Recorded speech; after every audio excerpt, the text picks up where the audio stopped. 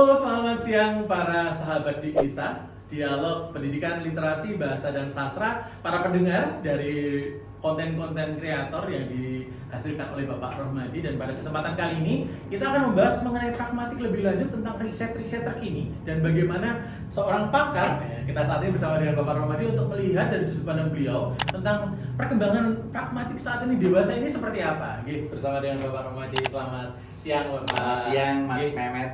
Oke, Pak Rohmadi, beliau adalah Bapak Ratu Lisan Indonesia, rajin menulis dan membaca. Siap. Makin banyak karya-karyanya, Alhamdulillah. baik video, tulisan maupun karya-karya visual lainnya yang bisa kita tonton sama-sama. Terutama kepakaran beliau di bidang pragmatik dan pembelajaran pragmatik. Siap. Sehat, Prof? Sehat selalu. Alhamdulillah. Jangan panggil Prof Oke. lah. Apa nih, Pak? Yo tetap Pak Rohmadi. Oh, Pak Rohmadi saja. Kan rasanya itu lebih nyesil.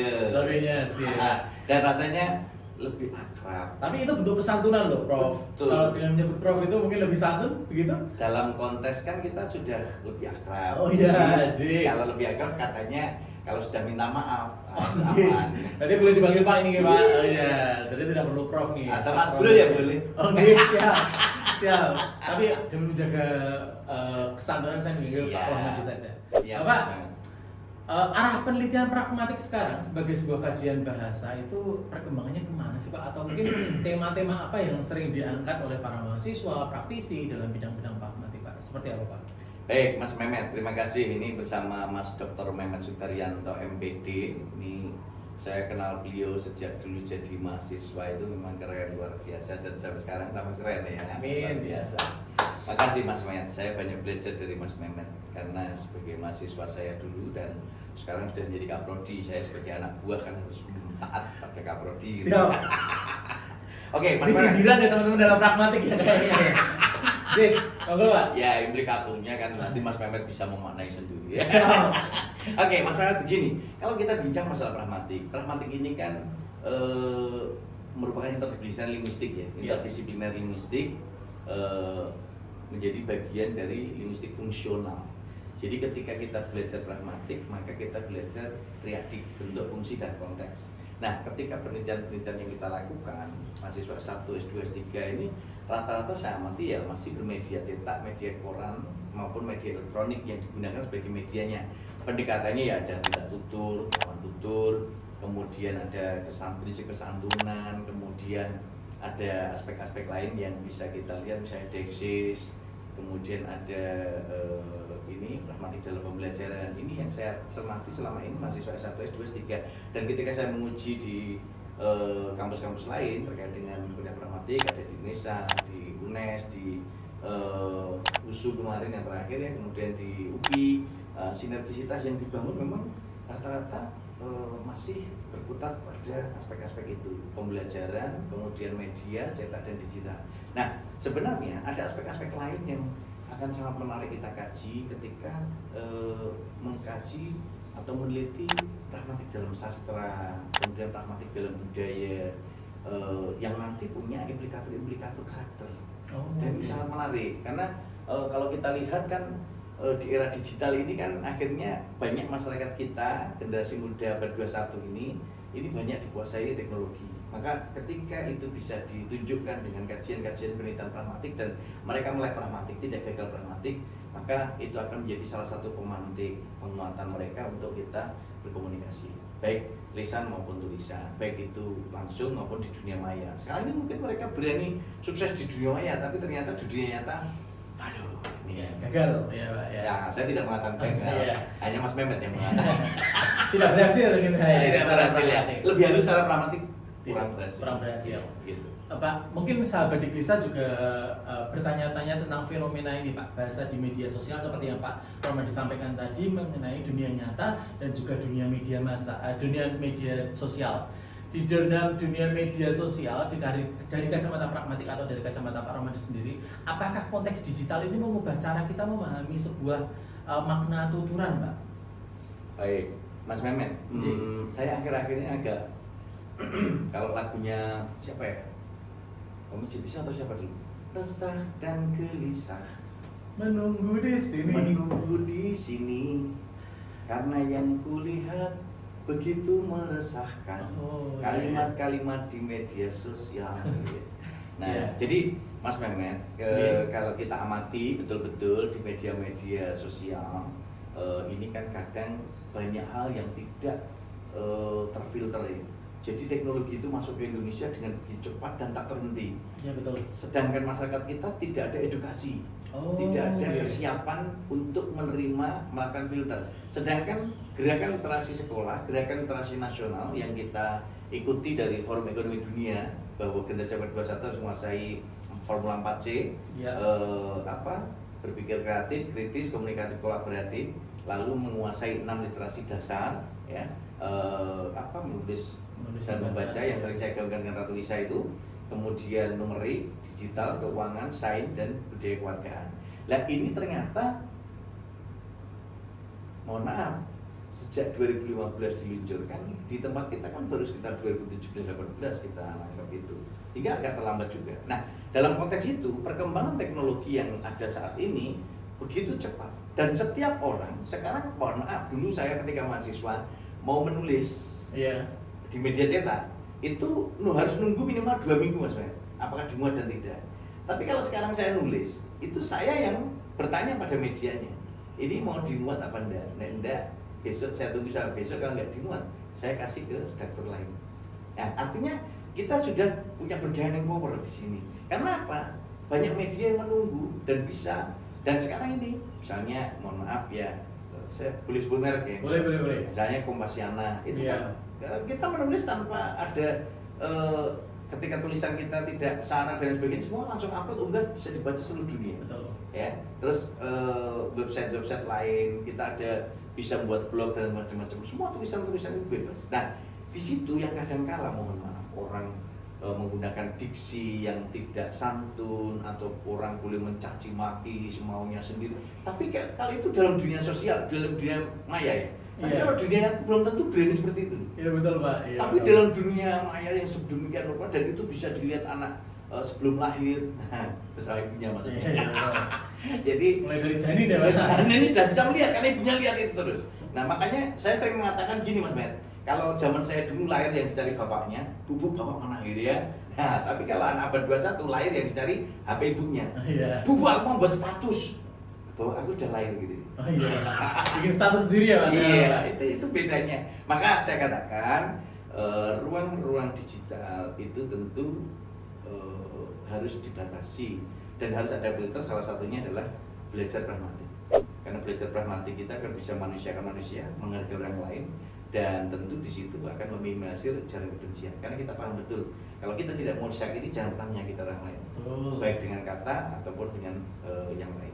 Begitu Mas. Oke, berarti dapat dikatakan bahwa saat ini pun dalam kajian pragmatik kita masih ini ya Pak ya, menanamkan atau memperhatikan nilai-nilai budaya dan norma kesantunan lokal Pak.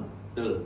Jadi penting saya kira kajian-kajian pragmatik berbasis budaya, kajian-kajian pragmatik berbasis local wisdom ini penting untuk dilakukan penguatan dari berbagai wilayah di seluruh Indonesia, sehingga nanti itu akan menjadi akar budaya yang kuat dan akhirnya menjadi fondasi dasar ketika kita mau menguatkan kajian-kajian pragmatik berbasis local wisdom.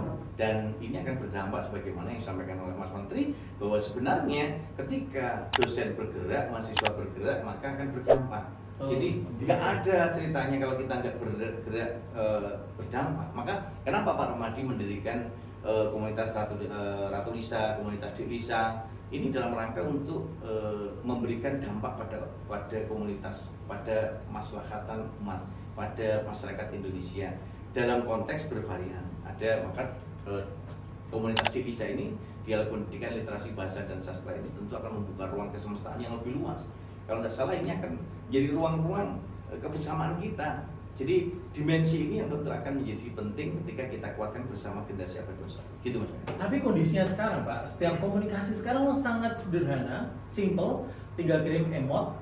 Kalau iya tinggal kirim emot. Nah, apakah itu bentuk komunikasi digital yang tren sekarang ini bisa diterima dari kajian pragmatik Pak? Ya sebenarnya kalau dari sisi kajian pragmatik, tentu kan orang sekarang itu bergantung pada sisi keunikan dan karakteristik zamannya masing-masing. Iya, Jadi betul. zaman kita dulu mungkin berpanjang-panjang berkomunikasi harus jelas, tapi dalam konteks sekarang kita efektivitas tidak mubazir kata, maka sering orang ketika berkomunikasi di media sosial dengan media langsung ya beda.